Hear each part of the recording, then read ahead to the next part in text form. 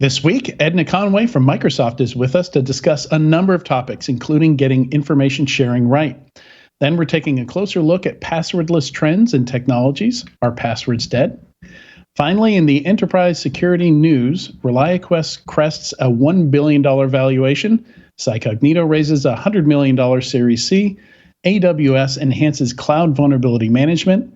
StrongDM automates access to infrastructure. Can we trust AI written code? Killing the SOC, is the SOC dead? Comparing secure messaging apps, the best cities for cybersecurity professionals. And don't miss today's squirrel story, it's a personal anecdote. All that and more on this episode of Enterprise Security Weekly. This is Security Weekly, for security professionals, by security professionals. Broadcasting live from G-Unit Studios in Rhode Island, it's the show where we talk security vendors and aren't afraid to name names. It's Enterprise Security Weekly. When it comes to your network, visibility is imperative because you can't secure what you can't see. Riverbed's network performance management solution gives you 100% network visibility 100% of the time. Now you can resolve performance issues and security threats up to 90% faster and reduce response time, damage, and cost spent on remediation and containment efforts. Connect with Riverbed today and learn how their NPM solution can protect your network by visiting securityweekly.com/Riverbed. Welcome to Enterprise Security Weekly and happy National Fritters Day. This is episode 252, recorded on Thursday, December 2nd, 2021. I'm your host, Adrian Sanabria, and joining me today is Katie Teitler. Do you have a favorite fritter, Katie? A favorite fritter? Well, since it's Hanukkah, I think I have to say potato latkes. I don't know if they technically count as a fritter, but they're fried potatoes, so that should work. Totally counts. I agree. Totally counts. Now, the question is applesauce, sour cream, or both? Or not? That's what I was going to ask. Why not both? I'm a both person, yeah. Yeah, I mean, you only have it once a year. You got to enjoy it every way, right? Absolutely. All right, we've got an announcement here. Do you have a specific guest or topic that you want us to cover on one of the shows? Submit your suggestions for guests by visiting securityweekly.com/guests and completing the form. We review suggestions on a regular basis and will reach out to you once reviewed. And today we are talking about information sharing and a bunch of other hot topics with Edna Conway, Chief Security and Risk Officer for Azure at Microsoft. Edna has an impressive history in information security and other stuff, particularly around supply chain risk management. Welcome, Edna. Delighted to be here. And by the way, for the record, my fritter is apple. Apple, yes, excellent choice. Can't go wrong with an apple fritter either. Yeah, so Edna, you've got such an interesting background. I've got to ask, what makes a lawyer want to quit lawyering and get into IT or security? Oh, well, I'm not sure that was want to. I think it was the desire to really make sure that we were always protecting our intellectual property, right? And if you think about that, it applies in such a broad perspective. And when you look at it in the context of the digital environment in which we live today, it means we need to think more about not only IP protection, but, as you pointed out, information sharing in a context that is meaningful for all of us to make a difference. But the story could take us hours if you really wanted to know. There's a reason why this hair is all gray. Yeah, I'm well on my way. It's a lot to do in this industry. And you know, speaking of information sharing, supply chain risk management, it seems like you did a lot of that in your past as well. What got you into that? Yeah, so, I think I started out, ironically enough, prosecuting homicide cases. And the movement from that into private practice with technology companies, that you would see the variety of technologies and not always a dependence on one another became readily apparent.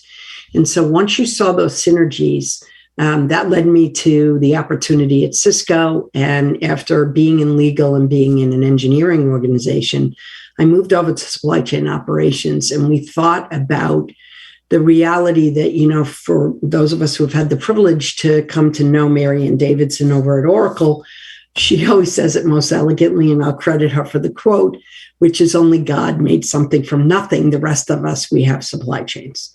And it's almost as if that is something new and amazingly intriguing all of a sudden. And it's because of that digital environment. And so I did that for a while and then really thought about the fact that in information communications technology, we needed to have chief security officers who focused on supply chain specifically. You and I both know where the threats come from, multiple sources. But if you look at statistics, as I have over the last 12 years, we're still averaging about 82 to 84% of incidents that can be being attributed to our friends in the third-party ecosystem. Hence why supply chain is both a passion and a need. Yeah, and we've even seen it extend out to fourth parties, right? Third parties of your third parties. I think the one of the recent incidents we saw, if your payment vendor has a third party that gets hit and your payment system goes down, that's a vendor you didn't even know about because you weren't directly connected to them.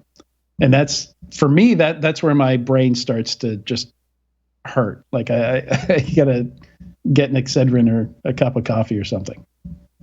Well, I think the ticket to that is to develop an architecture that identifies the areas that you want to focus on from a security perspective, as well as from a resiliency perspective. And we could talk about it in the context of cloud, right? We are all living in an environment where we're relying on it, thank you, COVID, more and more. And it's being woven, Adrian, as we spoke about, into the very fabric of our lifestyle and our enterprises and our governments. When you think about that, it means you need to have some empirical data that constitutes indicia of trust. What do we look for so that we can understand that the immediate third party that we're dealing with has an understanding of at least baseline criteria, and I would hope more than baseline criteria, with regard to the folks in their ecosystem, and holds those folks accountable to drive that kind of rigor down the chain. Right? And I still remember, I had the privilege of being in a particular building in the U.S. government and was chatting with somebody who was a secretary, and they were commenting on this concern. And I said, look, you have to recognize at some point, not everything is created equal. Would you, for example, want me to identify the source of the sand that formed the silica? I would argue that's irrelevant.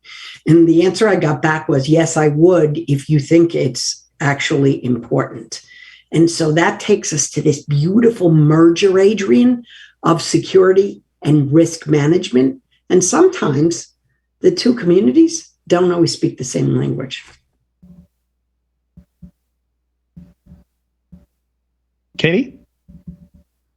Yeah, sorry. I have microphone clicking problems on my screen. I was going to ask Edna, obviously cloud is a big deal. Adrian mentioned not just the third party, but the fourth party and the nth party problems that we have. In terms of actually solving the problem, what are some of the things we can do? How much do software bill of materials, some of the proposed rules and or regulations tie into that? How do we solve this? Because I don't actually see any of our ecosystems ever getting smaller, and I don't see the risks getting lower as we connect to more and more over time. Yeah, I think that's a fair and accurate statement. Although I would say anybody who is in the school of supply chain operations will understand that while you never want to be beholden to a single source, you certainly want to recognize that you need diversity in your supply chain. That does not mean you need a plethora, right? And so there's a balance there, is the first rule of thumb. It's sort of like the supply chain principle of least privilege that we apply in security. You blend those two together. So know with whom you're working. Don't in any way constrain yourself, but make sure that you're applying rigor around with whom, why, where, and what they're delivering to you. Let me go to that information sharing and some of the regulations that we're talking about, because at its heart, SBOM is about information sharing. It's about saying, if we recognize, as you very clearly pointed out, and appropriately so, we don't always know who that, I use your terminology, nth degree party is in the supply chain. So if you think about that, you say, well, X exploit comes out. I have to figure out if I use it. If you have any kind of secure development lifecycle, whether it's hardware, firmware, software, pick your poison, and manifestation of capability, you should have a bill of materials. Do you have the bill of materials for your third party? Probably not, right? So you can, in some cases, take things apart and figure that out. Open source, when it first started years and years ago, is the poster child for why knowing what you're using and where it is located throughout your ecosystem, both logical and physical, is actually important. So there's a move to blend SBOM with basically a device bomb, and there was always a hardware bill of materials, and think about this holistically.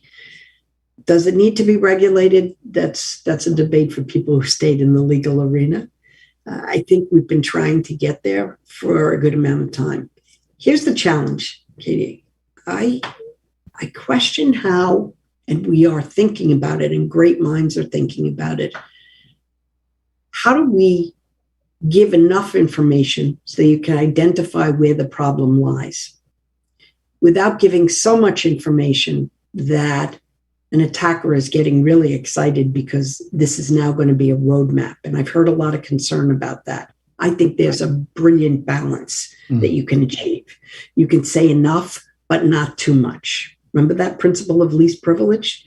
I always tell people, so I've been with my husband for, good Lord, 38 or 39 years, married, and 47 together. And there is a principle, which is not everybody needs to know everything, right? Which means you don't have to share everything in order to have meaningful discourse and exchange. I think we just need to bring that to bear, and the power of an SBOM will come to fruition while minimizing any of the associated risks. Does this somehow disadvantage smaller vendors, both in terms of understanding the supply chain and in terms of resources to provide enough information that bigger companies might need to put them on their procurement lists? Yeah, SOC 2 is a big ask for a small vendor. SOC 2 is a huge ask. There's a lot of things that I would say, I'm not sure I'd use the word disadvantage, but I would say are challenges at a degree of complexity that may not be for larger organizations. And that's not just SBOM. So we all need to be mindful of the fact that, is there a way to develop an architecture that gives you those indicia of trust? You can have a certification, and SOC 2 is valuable, as are so many others, particularly given the rigor of those who actually do the certification process. But I think there are also things that you can look at informally to try and identify the inherent integrity of those with whom you deal. I also think it leads us to something near and dear to my heart, which is information sharing. I think we need, in this day and time, to get to the point, and we've tried mightily. In the US, we have a law, right? I mean, CISA has been on the books for quite some time, and we have ISACs, and we have information sharing groups, and we have Department of Homeland Security has its sector coordinating councils.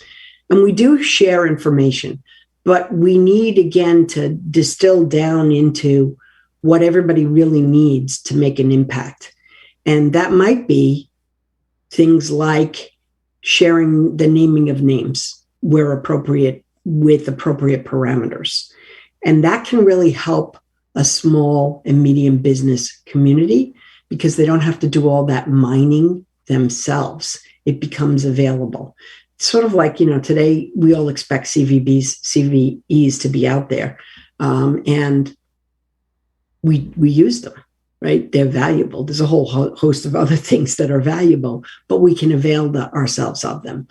I'm not sure we've reached the pinnacle of the sweet spot of the kinds of information we need, particularly around risk sharing with the third-party ecosystem. And it's very hard to do in a democracy because of the laws that we have and the privileges we have in a democracy, which I would like to keep.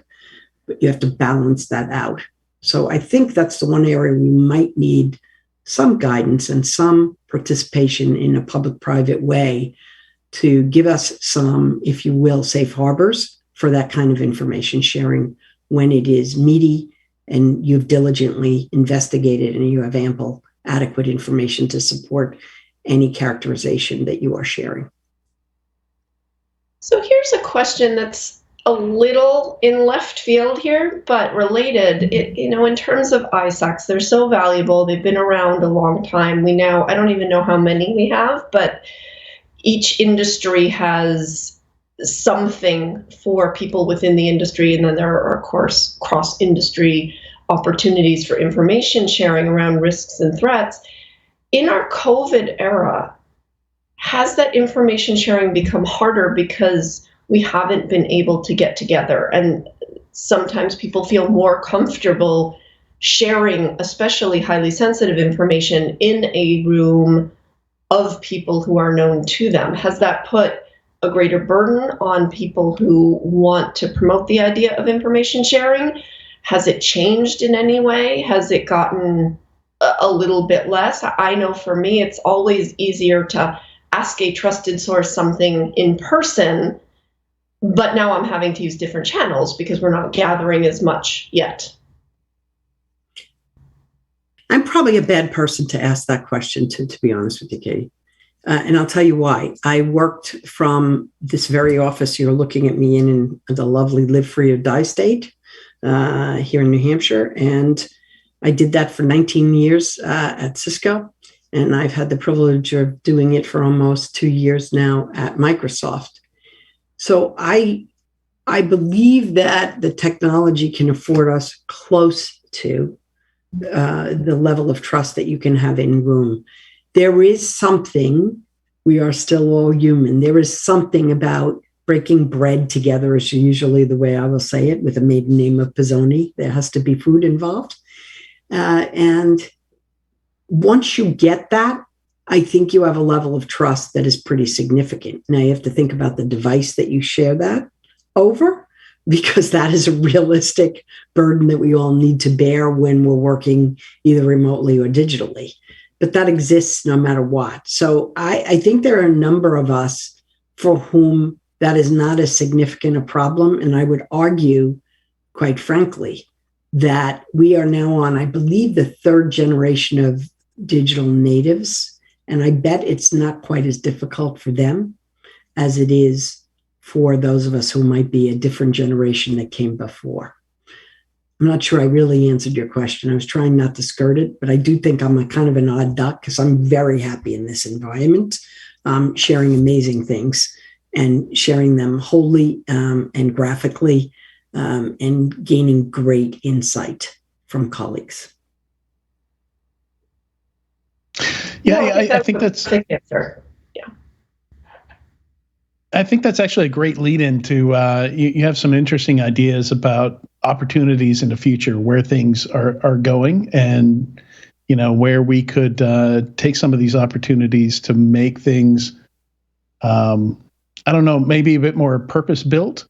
Now that we have a better idea of the kind of the upsides and downsides of data sharing and privacy and things like that, talking about all the digitally native generations we have now.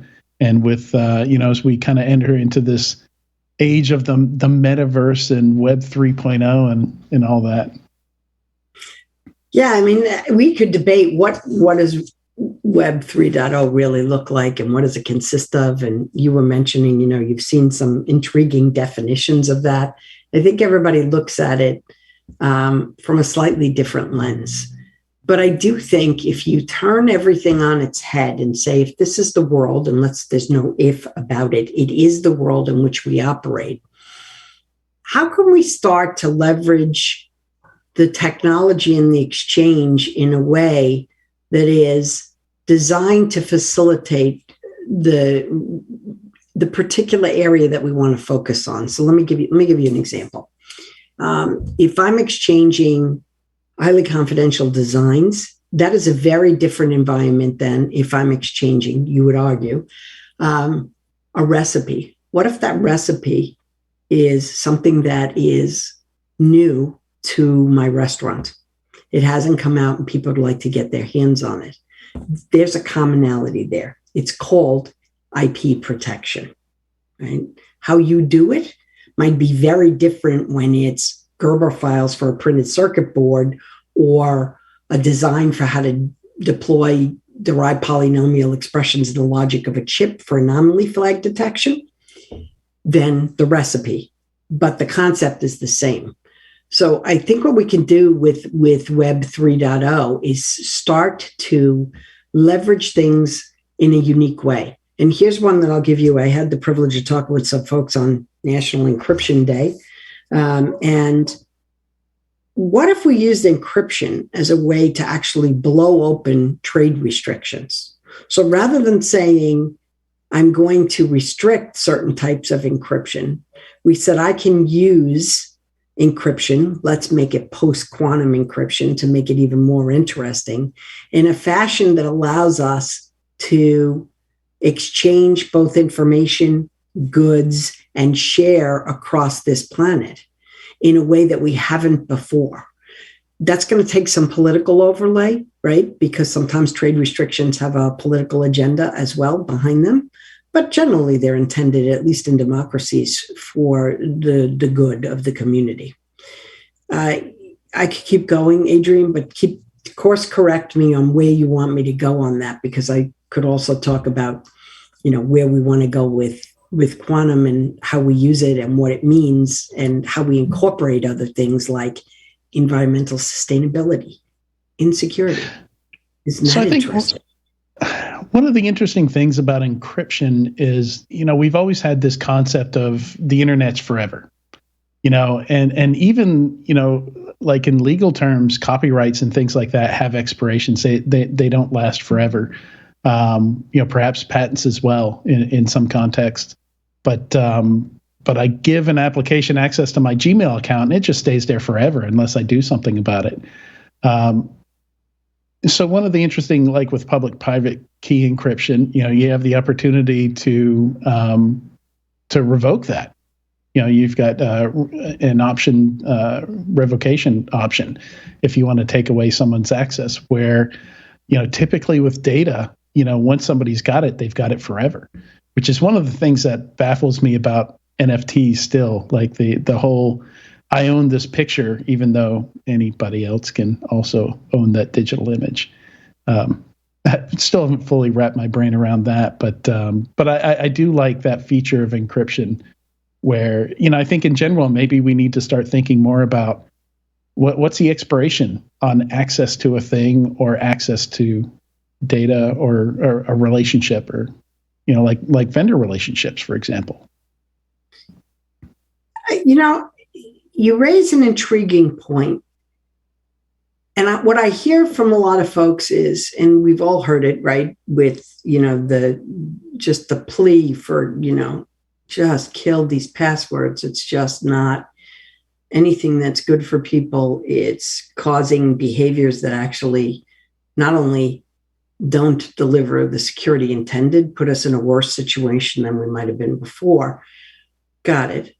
But what if we actually started thinking about the concept that you've seen it in privacy law, right? Which is who owns what, who controls the right to access it, and how do you actually prove that you no longer have it?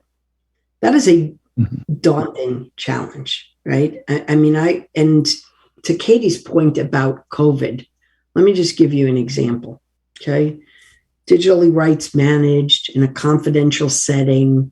We're all doing, the best we can to honor it. Somebody shuts off their camera, takes out their cell phone, their mobile device, and captures a snapshot of that on their mobile device. Mm-hmm. We could debate the legal ramifications of what, if anything, that violated, right? Is a reason why devices are not allowed in classified environments for that very reason. But what if you had a way at the outset to flag, and I think we're going to get there. I think we're going to flag detection capabilities inside of the new way of communicating that will allow us to exercise the rights to shut things off. Because and I know that identity management sits at the middle and the core of a digital environment, period. No ifs, ands, or buts.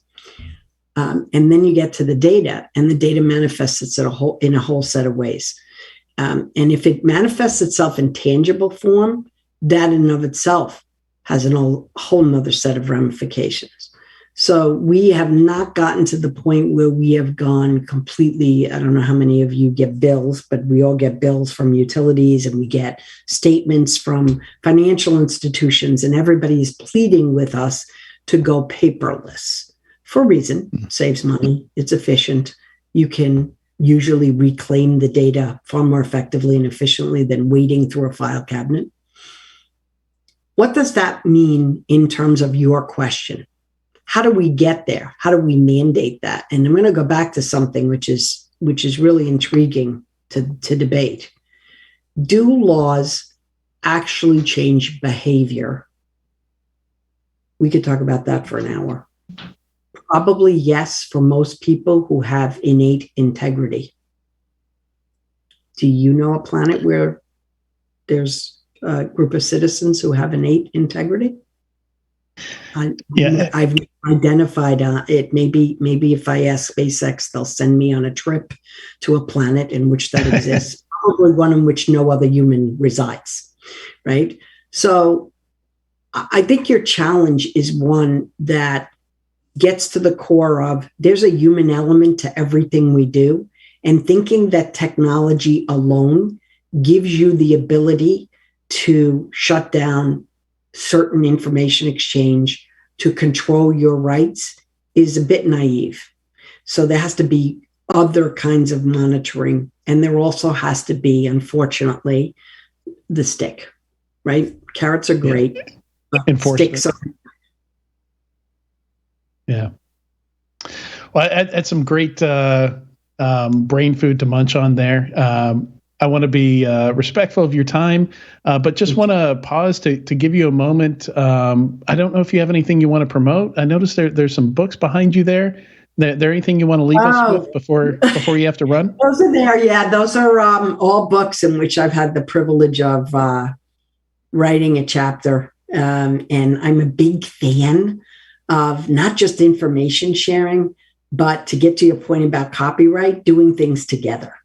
The power of a book that has a compendium of experts who bring their diverse backgrounds, their different lenses, to me, is the way to open your mind far more effectively. And it doesn't mean every once in a while I don't like to read a good historical novel. But those three are ways. One is about the way in which you can present to the board your scorecard, if you will, in security and how you add risk. One is about identity and IP protection in IoT as that area grew. And it was particularly near and dear to my heart because it was a group of women from a variety of different backgrounds who wrote that. And the other one is a relatively new one that was written by a colleague of mine at Microsoft, who ironically was introduced to me by someone outside of Microsoft who didn't realize I was at Microsoft. And it's about our thoughts on what it means to be digital in the future and the areas that we all, as we've been discussing today, need to be thinking about. So here's what I will ask of all of us. I had the privilege of rowing crew, undergraduate, and in law school. If you've ever been in a shell and rode with 8 people and understand the laws of physics and the power of a team in sync. Never forget that. Use your technology to achieve that goal, but remember the human element of the team. Together, we're going to change the world more than we already have, with rigor, with care, and with security built in. And with that, Edna, thank you for joining us on Enterprise Security Weekly today. That was a great place to end it. My privilege. Thank you for having me. It was our pleasure. Stay tuned. When we come back, we're going to talk about killing the password and other passwordless trends.